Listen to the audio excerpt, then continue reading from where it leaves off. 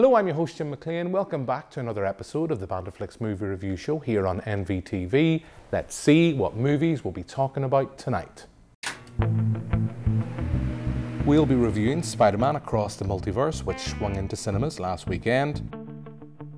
And our DVD of the week is Elizabeth Banks' Cocaine Bear.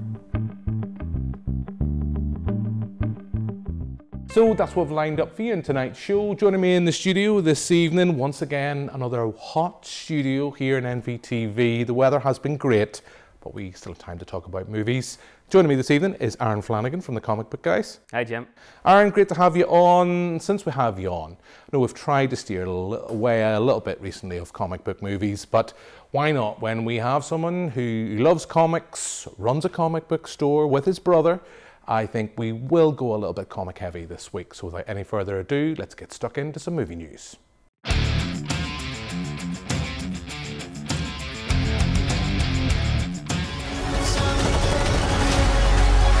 in uncharted territory.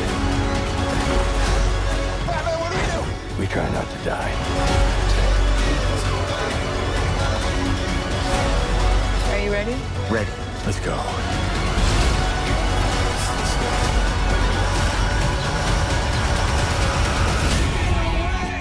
So that's a look at The Flash, going to be out in cinemas a couple of weeks' time, Aaron. As we said, we're going comic heavy this week. So this is the next big DC title. I don't know if we really want to talk about Shazam! Fury of the Gods. It's there, it exists, it's been out in cinemas, it's came and went.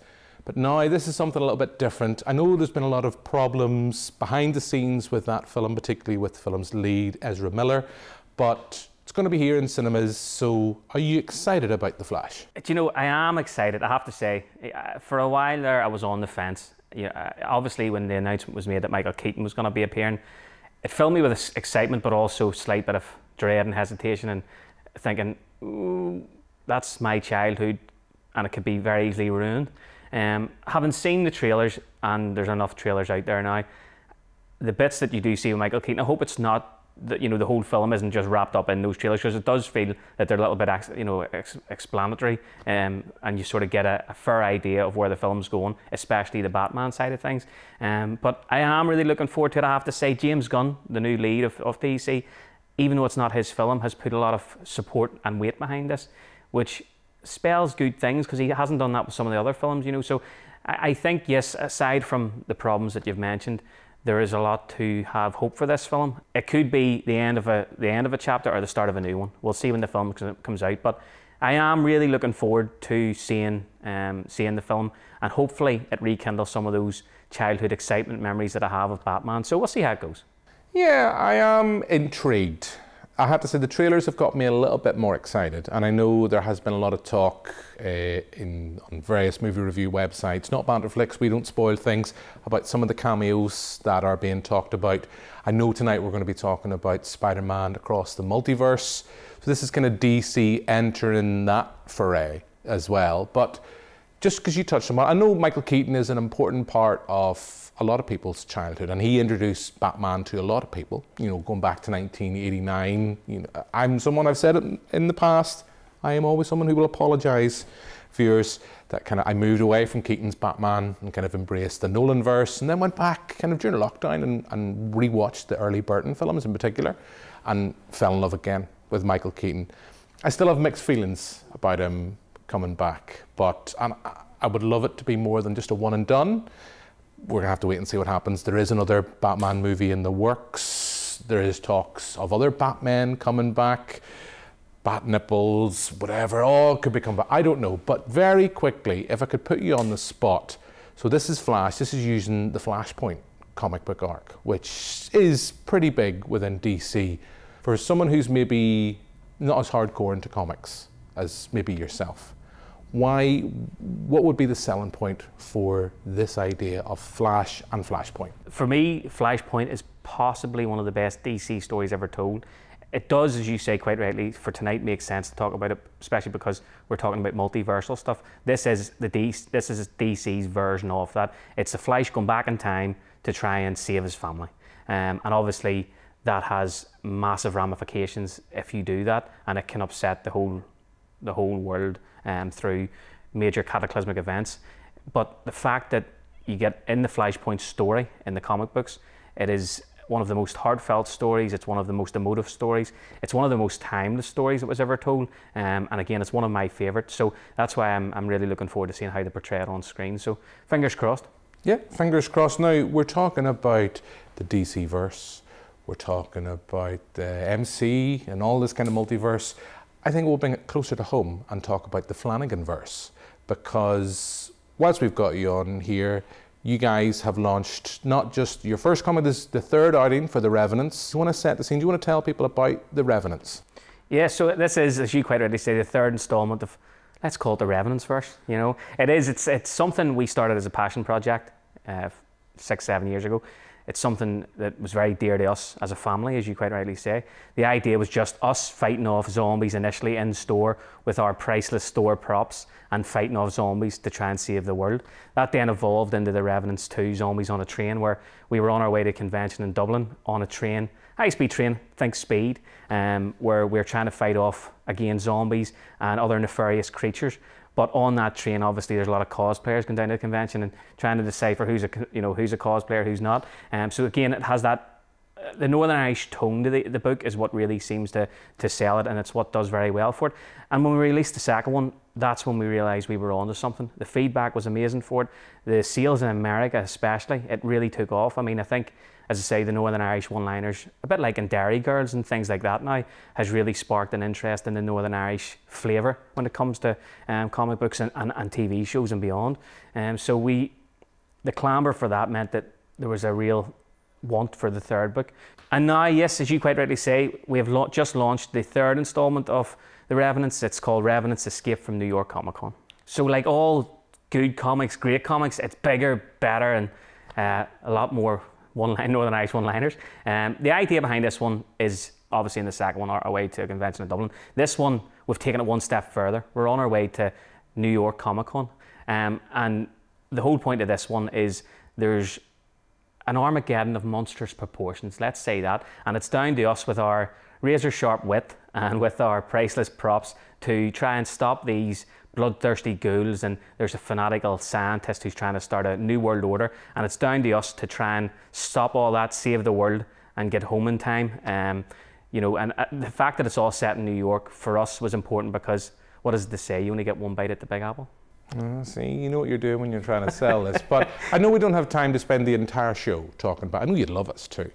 But very quickly, this is very much a family affair. You know, your dad's involved as well. You're involved. You've done one of the covers in the variants as well. I know Austin's involved in some capacity as well. And I know you had all the family were down for the launch down a couple of weeks ago at the store in Great Victoria Street. So how important is it to have that family angle and dynamic to this? You know, it's one of the things that makes the book special to not only to us. You know, it's our wee book when we started it. But I think what it shows is, although we're a small island and we're a small family, we have a big punch in terms of creativity here. And I think one of the big things for us, the fact that we are such a close family, I think that translates into the book. You know, we're all in the book, we all star in the book, the whole family's in it. But I think that family dynamic that we've had all our lives is very well transferred into the book, which a lot of families here will have a similar sort of idea and feeling about. And I think because, you know, it's your dad writing lines for you, who knows you better than your dad, you know? So he writes us a lot of one-liners and a lot of things that maybe it would be it's strange to think that he's writing me jokes about your man, things like that, but it's one of the things that, as I say, makes the book that little bit more special to me. But I think it does add quite a bit of something special for anybody else picking up the book. And how was the launch? The launch was great. We had a lot of the cover artists down, so we were very lucky to have Marvel superstar Ryan Brown down. We had Marvel and DC superstar Rory Coleman down. We had Rory Coleman, you know, just previously there for sign, who's just finished working on Iron Man. We had Patrick. Patrick is one of the most phenomenal up-and-coming artists here in Belfast, and he's done the interior artwork for this book for us. So we had Patrick Mulholland down, we had my dad down signing books. It was one of those events, you know, we do a lot of signing events, we do a lot of events in the stores, you know, and this one is probably being the most special to me. It was so great to see so many people come out and support it blindly, just to show that there is a love and an interest in not only the shop, you know, supporting the shop, but in this book, and it shows that there's definitely great potential with this book. So we were chuffed to bits with the turnout. It was phenomenal. We had people queuing up, and it was just a great night, and everybody was happy and excited to be there. So yeah, we couldn't have asked for more. Fantastic. So we'll wait for the inevitable issue 4 then at some point. So I think what we'll do, we've talked about the Revenants, we've talked about the Flash. I think we'll move on and get stuck into some movie reviews.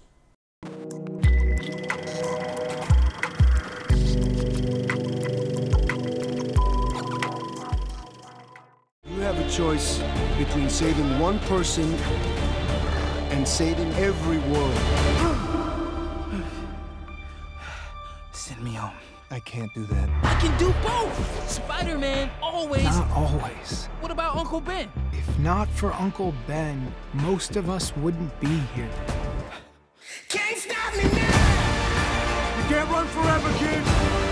I can't lose one more friend. Miguel, this isn't what we talked about! You knew? You have no idea what you're doing! Everyone keeps telling me how my story is supposed to go. Nah, I'm gonna do my own thing. All stations, stop Spider-Man. You? Me? So that's a look at Spider-Man Across the Multiverse. So this is the follow-up to Into the Multiverse, was out in 2018. Miles Morales and co are back. The Spider-Verse is back. We're talking earlier on about The Flash and DC. Don't know how much you can really go into to talk about the film's plot. We have Villain of the Week, The Spot, and he's now taken on kind of much more bigger ambitions, and he's now challenging and threatening the multiverse, and we have a crew of Spider-Men, Spider-People, we should say. We have them now. They're here to protect the multiverse. Now, I don't know about you, Aaron. Into the Multiverse is probably, to date, my favourite comic book movie. It's up there in terms of, it's come the closest for me of reminded me of that feeling when I was younger, when you were talking about with comics, reading and kind of flicking the pages and the artwork, and I love that element. Now we have that back with this sequel. We'll not spend too much time now talking about the artwork, because I will start to gush about the artwork in a second or two. But were you a big fan of the first film, and what's your thoughts generally on this installment? The expectation level of the first film, I'll be honest, was quite a low bar, in a sense that, you know, it was historically Marvel-based animated films weren't maybe as good as the DC animated type stuff. So certainly in 2018 when it was released, it was game-changing. Absolutely loved it. It was probably at the time one of my favourite Marvel films, not necessarily MCU related, just Marvel in general. In fact, superhero films at the time.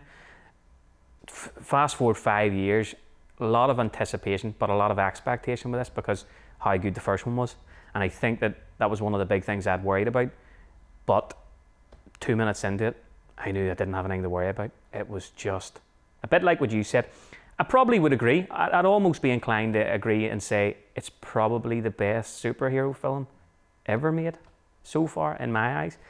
Forget if it's Marvel, forget DC, just everything about it. And I'm sure we'll talk about it for all the reasons you've said, from the animation, from the difference in animation style, from the soundtrack, from the voice actors, to the actual storyline, just everything. And the characters that they picked, how close it stayed true to the comic books, everything. You know, if you want a criticism, my only criticism would probably be it was about 20 minutes too long, if that's even a criticism. But I try to steer clear of a lot of trailers for it, which meant that, I'll be honest, I stayed so clear of trailers that when it came to, there is going to be another Spider-Verse. I can't go into too much about it, but there is going to be another installment of this. And so when it came to the end, I hadn't realised that there was even going to be a next installment, but it's very evident that there will be. Yeah, it clearly is. I mean, there's a lot of nods to Empire Strikes Back in the ending for this film. Like, you had actually forgotten that there was going to be another installment, because this was originally going to be Across the Multiverse Part 1 and 2, and having seen the film now, it makes sense. I would agree with you. I think it is a little bit baggy. It is a little bit long. My niggle would maybe be there's almost been too much of an attempt to throw in cameos. Now they're not there needlessly, but there's a lot of visual gags and a lot of references from both real life Spider-Man films and animated. There's a lot there that it's like you could maybe rein that back in. But I want to come back to something, because I always remember you telling us, I think it was on the podcast, not so much in the TV show, but how much you love the concept of the multiverse, because, oh, why can this happen or that happen? Because it's multiverse, it just can't. Of all the stuff we've seen so far from the MCU, and I know the DC are going to start talking about the multiverse concept with The Flash, that's why we mentioned it earlier on, it's been the one Into the Multiverse and this have just embraced the madness. And how they've done that is the mix of artwork styles. I'm someone who grew up in 2000 AD. I love my interpretation of Dredd or this artist's version of Dredd. It just works. It's the artwork, and it's that sense that you could hit pause. You can't do it in the cinema, you can do it at home. You can hit pause at any point and it's a little piece of perfect artwork. As someone who is an artist, yourself, comic book artist, that must be a big selling point for this. I wish I was that good. No, when I watch this, I think, as you quite rightly say, I can't wait to not only rewatch it in the cinema, but I can't wait till it comes out on Blu-ray or DVD, because it's something I will have a lot of time, as you quite rightly say, just pause and still shots of that, because every single panel, every single shot, every single motion is one of the most beautiful pieces of artwork. You look at people like Spider-Punk in it, how different the artwork is for somebody like Spider-Punk compared to the moments that you see Spider-Gwen.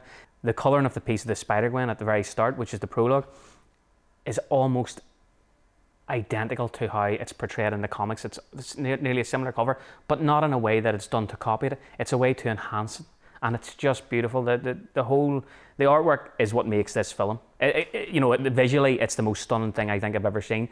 When you think about so many different pieces of artwork put together, usually you think it's going to look maybe like a scrap heap or a collage of some sort. This works effortlessly, seamlessly, and I think it's actually one of the things. Marvel have tried to explain the multiverse many times now, through Loki, the TV show, through all the Kang variants in, as you quite rightly say, in Ant-Man or in Doctor Strange. None of them have explained it overly well, and whether that's because they didn't have the visual aid of being able to, manipulate the screen the way that the animation can, but it's explained so well and so easily in this film that even a layman could understand the whole concept of the multiverse. And there's one scene in the film, and obviously I'll not spoil it, but it's talking about the Captain Stacy moment, and in that it explains the multiverse and the whole point of not disrupting the canon of the multiverse. And they just get it. The filmmakers understand the whole concept of it, and I think that makes it easier for us as viewers to relate with that and to understand, oh, I get that now. I understand where they're trying to go with that. I understand why this links to this. And it's something we've talked about, as you say, in podcasts and things. I love the concept of the multiverse, because with it you can do anything, and this film proves that. This film not only has done everything, it's done things that were miles ahead of the curve. Is that always going to be the advantage that animation has in being able to embrace the lunacy and the madness and potential, more so than, say, a live-action CGI heavy feature like Doctor Strange and the Multiverse Madness? Yeah, I mean, I think it's clear and evident from this film now. It might not have been from the first one so much, but it is crystal clear to me now that the animation is the way forward for Marvel, for DC, for anybody when they're trying to explain the concepts that are maybe a little bit harder for us to grasp, for everybody to grasp. Animation has no limits, and with no limitations mean that you can create anything. You can't physically do that. We've seen Doctor Strange with elements of when the notes were coming off the page and that, which were class. Don't get me wrong, some visually stunning stuff in that, and but there is still a limit to what you can do. I know with the advancements in technology of computer generated stuff, with DAGE and with all this stuff, we're getting to a stage where the limit between animation and real life will start to close, and will get closer. But with the advancements of technology at the minute, certainly with the computer generated stuff, there is no limit to what they can do. And if that helps us as viewers understand the tougher concepts, they should be making more use of it. Why in something like Doctor Strange, Madness film. Why not, instead of trying to Doctor Strange to explain it and all this, why not have another moment in the film where it changes to an animated scene where it explains it perfectly? There's so much potential with that. So I'm thrilled that it was able to do it in such a clear and clever way that hopefully now people understand that animation and cartoon-based stuff and comic-related stuff like this, which is comics at its heart, there is so much potential moving forward with this that we really need to make more use of the technology that's available for that side of stuff.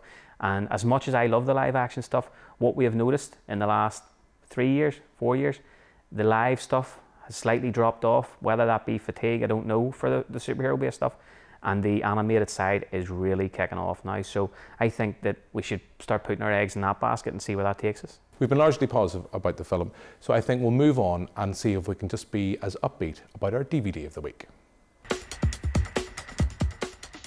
A bear did cocaine!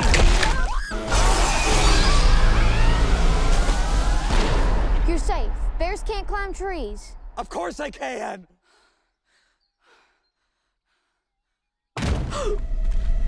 So that's a look at Cocaine Bear, directed by Elizabeth Banks. Usually, like in the last film, we were kind of, how do we set this up? How do we explain the concept for the film? And I think this is a great example of everything you need to know about this movie is in the title. There is a bear, it is on cocaine, mayhem descends. Now it's based loosely, and we should say at this point very loosely on a real life story. This, as we said, is directed by Elizabeth Banks. There's an ensemble cast.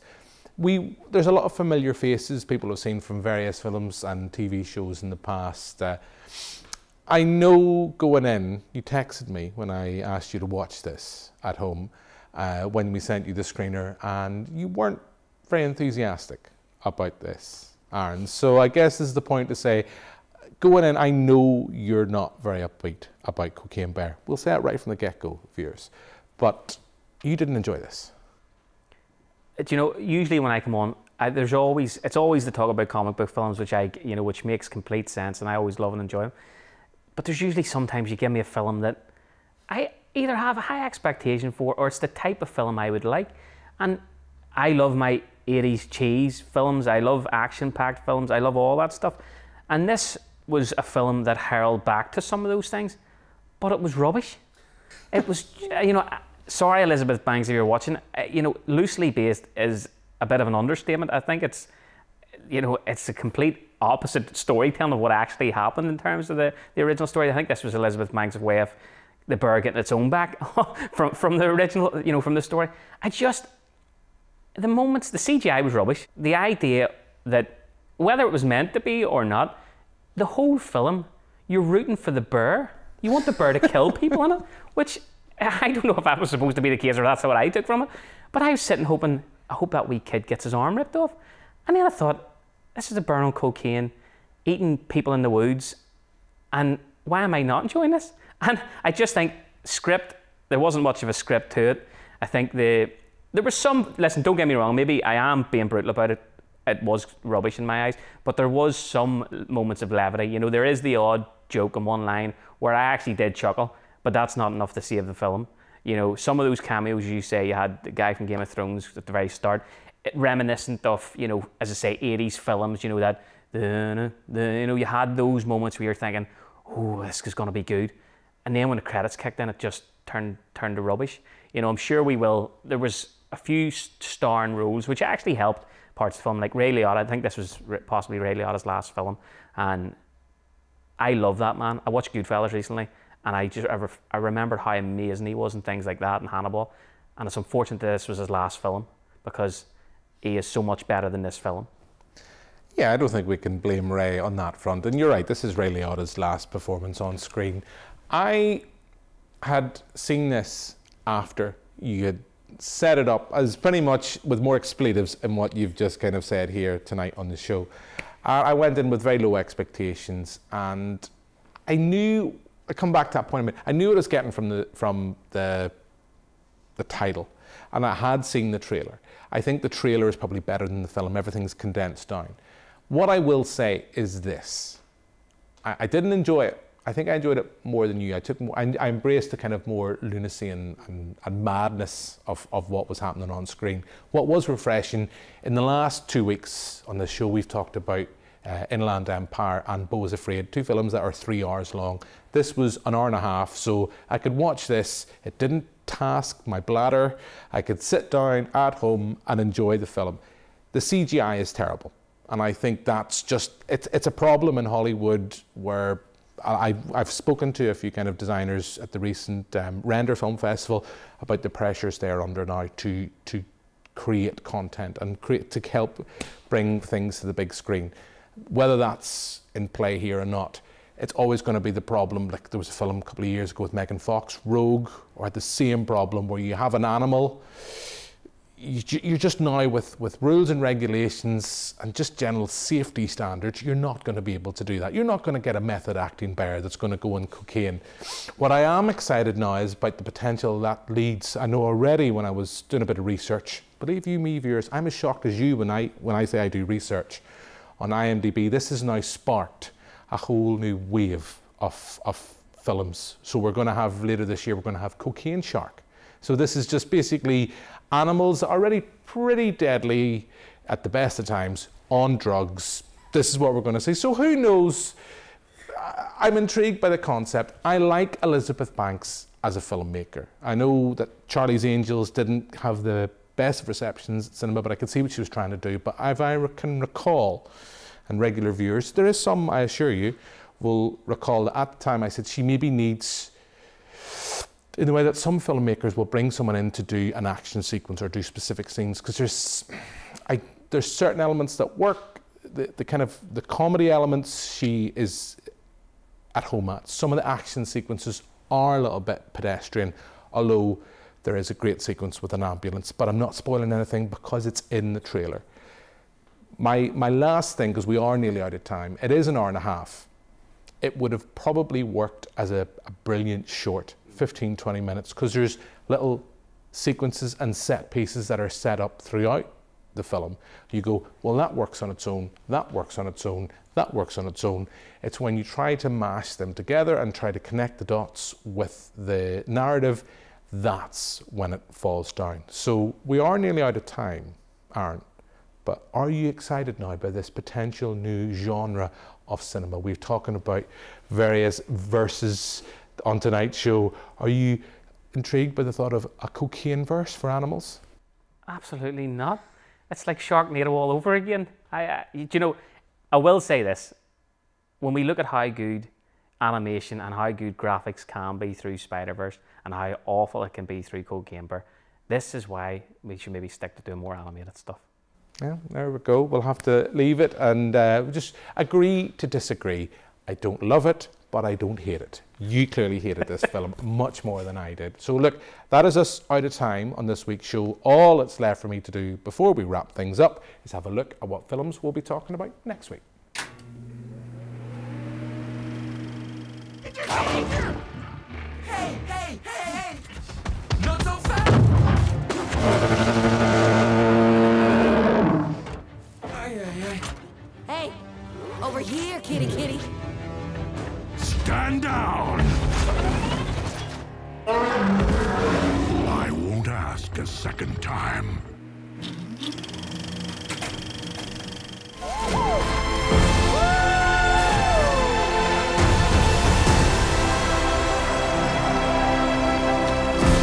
We cannot let you bring your war here.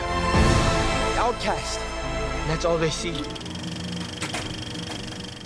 So that's a look at Transformers, Rise of the Beasts, and Avatar, The Way of the Water. Aren't any of those piquing your interest? So I know we're going to be talking about next week. You haven't seen them, but any of those you're particularly looking forward to seeing? Maybe you've seen Avatar too?